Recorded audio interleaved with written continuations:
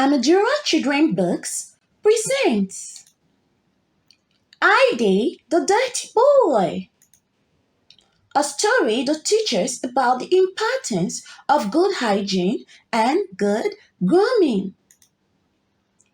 Chapter 2, Factor, a runny stomach day. At school, during lunch break, Sunday his seatmate offered Aide some bananas.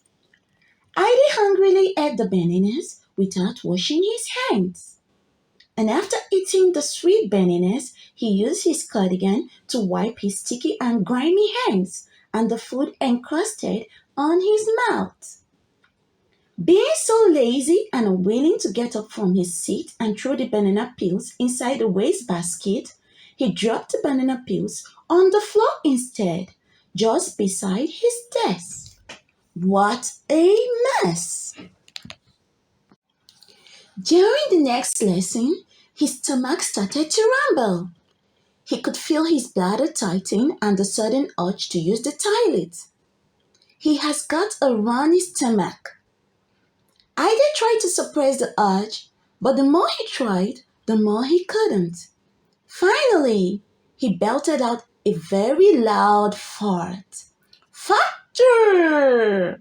And then another factor, toot. The smell was awful, so bad that other students who sat around him had to cover their noses with their hands. What's that horrible smell? Miss Evans, his class teacher, asked from where she stood in front of the class. The odor was almost unbearable. Yikes! Ida faltered. Many students said in disgust, pointing at him. At least you should excuse yourself when you want to do so, Tunde advised, appalled with his behavior. Ida pulled down his head in shame. He didn't think the fart would sound that loud or smell so bad. Ida, why do you have to mess up the air like that? Miss Evans reprimanded angrily. On closer observation, she noticed that he didn't have a book on his desk and wasn't copying his notes as other students did. Ida, why are you not writing? She inquired. Ma'am, I wanted to, but just when I wanted to bring my book out from my school bag, my stomach started to rumble, he explained incoherently. And then he looked up at his class teacher and began to pick his nose. What did you say? Miss Evans asked. His excuse sounded so flimsy. Ma'am, I couldn't find my pen. Ida mumbled almost inaudibly and started to bite his daughter's nails. I think it fell out of my bag. There is a hole in my bag, he stuttered, then broke into a long cough. Oh, disgusting! Miss Evans shook her head in dismay. Now stand up. Come to the front of the class and face the wall. She didn't believe him, so she asked him to bring his school bag along so that she could inspect it. Ida slowly stood up from his seat. He tried his best to control his runny bowels. But then he stepped right on top of the banana peels he had dropped beside his desk and fell with a loud thud on his buttocks. And the whole class burst into laughter. Ha ha ha ha ha. Ha ha ha ha ha. Ha ha ha ha ha. My goodness, Miss Evans gasped out of fright. Who dropped the banana peels on the floor? She queried, astounded. Ida, of course, Tunde reported. He was too lazy to get up and use the waste bin. Well, that serves him right, Miss Evans said. Thank God you're not hot. Leaving banana peels on the floor can be very dangerous because it's very slippery, she informed the class. Finally, Ida got up from the floor and walked up to his teacher. When he got close to Miss Evans, the smell that oozed from his body nearly knocked her over. He looked so scruffy.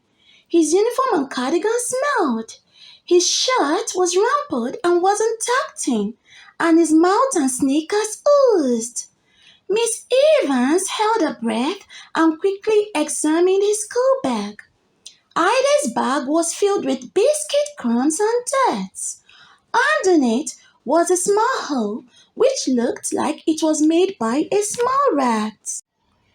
With all the dirt and food crumbs in your bag, why wouldn't a rat pay you a special visit?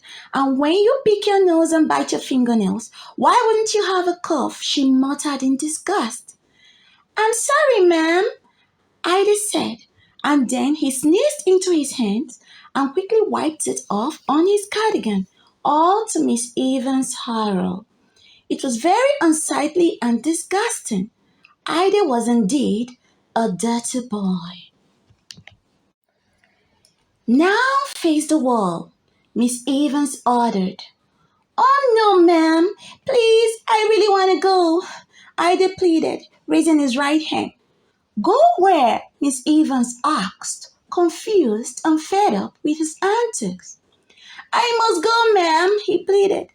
I must go now. It's coming out. It's coming out, he repeated. What's coming out? Miss Evans asked, perplexed. She couldn't understand what he meant. Oh no, he squeaked. I can't hold it back any longer. I want to poo, he yelped and speedily ran to the toilet, but not before messing up his shorts. He had diarrhea. End of chapter 2. If you like the story and want to continue with chapter 3, kindly subscribe to our channel. Thank you. Please like, share, and subscribe. If you subscribe to our channel, you would know when the voiceover videos for our stories like A Dog for Jersey, Ida the Dirty Boy, My Krabby Super Dad, A Smart Bride for the Prince, Naughty Tommy's Fat Piggy Bank, Finding Teresa, Beautiful Ava, Bicycle Drinks, My Very Big Head, and many more other stories are dropped. Those books are also available on Amazon. Thank you very much.